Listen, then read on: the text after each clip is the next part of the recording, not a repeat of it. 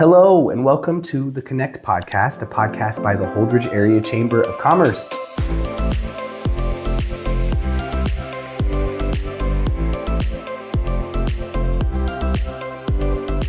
Welcome back to the Connect podcast. Today I want to talk about a few things. I want to talk about some questions that we get here at the Chamber all the time. And the reason I want to talk about them this week is because I've gotten all of these questions this week. So here are some questions that we get here at the Chamber all the time, along with some answers. One thing I hear a lot is, what does the Chamber do? And this is a super broad question. I could sit here for a couple of hours and talk to you about what we do here at the Holdrege Chamber. But as a broad umbrella, chambers are business leagues. And so their main concern is making sure that the businesses in an area thrive. And that's all encompassing for economic development, that's workforce, even things down to childcare and housing when it comes to making the community a better place, thus making the business community a better place. But what do we do here at the Chamber? We hear a lot about the events that we do with Midsummer and Swedish Days, along with Holders for the Holidays and Winterfest. We do committee meetings, right, where we're getting retailers together or ag people together. We're regularly involved with talks with the Nebraska Chamber and even the U.S. chambers so that we're involved on local issues that are happening that might affect our business community. But what our chamber actually does is advocates for our businesses on a regional, state, and even national level. So our CEO is talking with state senators on an annual basis to make sure we're linked in as far as laws that might affect our community. We are trying to provide all of the businesses here in our membership with resources to make sure they're up to date on tech and AI, on email marketing and other marketing. And so what a chamber actually does is we're here to support the membership. We're here to make sure that our members thrive and continue to grow. How do events get decided? We talked a little bit earlier about how we're not an events committee. We host events, but we don't host events to turn a profit or throw a really fun event here in Holdrege, although those things do help. The main reason that the Chamber gets involved with events is because, one, we're pretty good at it, but really it's because of the economic pull behind it. When we throw an event like Midsummer or Swedish Days tradition, that brings 7,500 to 10,000 people to our community, all who want to shop, eat, drink, and enjoy the town while they're here. And so all of our members really benefit from those. For example, last year, using a service that pings cell phones, we were able to see that after our festival ended, over 800 people were pinged at our local Subway here. Now, whether or not those 800 people went in and ate or were walking by the Subway, those are 800 people that might have been around Subway that Subway can then grab and bring into their store. And so that's the main reason we do these events. But how do they get decided? Do we just sit in a room with people and decide on events without any input? Absolutely not. One of the biggest things we do before an event happens is we invite community members, business members, board members, and anyone who cares to a committee meeting where your voice can be heard. Things like the parade, logistics, promotion, how we're going to pay for the whole thing. Those are things that come up in these committee meetings that everyone gets a voice on. Now, whether or not they show up to the committee meetings and give input that's productive, that's another thing. But these events get decided on a big level. Just our board of directors here, a dozen or more of local businesses that just care about this community. And so they're involved in those committee meetings. A lot of the retailers and businesses here in town that take advantage of all of that traffic here, they're involved in those. And then a lot of the community members that just want to get involved and care about a fun festival, they come to those community meetings. And so those are where those things get decided. We get asked a lot how members can get more out of their membership. And one thing I like to focus on, and I like to tell people, is I think a lot of our membership and membership in general, you don't always have access to all of the benefits that you get.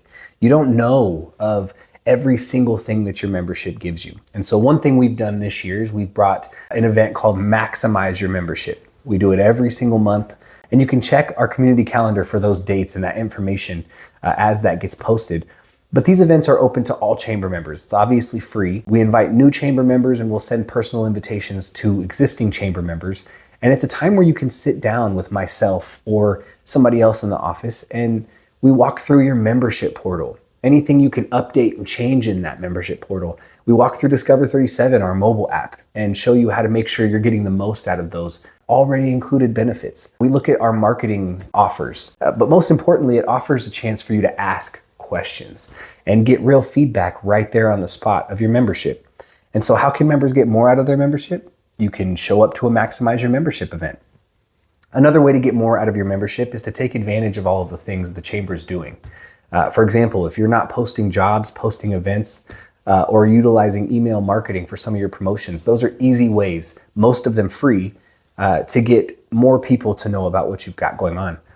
But also ribbon cuttings and networking events, lunch and learns, level ups, maximize your membership. These are all events that allow people to network with other people. If you've seen recent podcast episodes and even social posts that we've been putting up lately, we've really been focusing on why networking is almost one of those words you're blind to.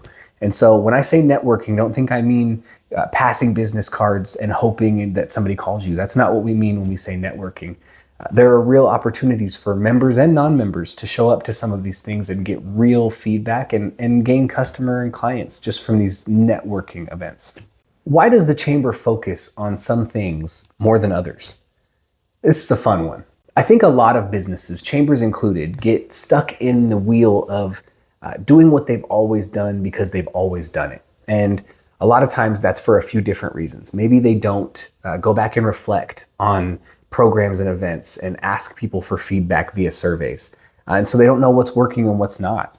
A lot of times it's personal preference and not really what's best for the community or the business community. It's just what's best for what they want to do. But here at the Holdrege Chamber, we're constantly building. We're constantly refining.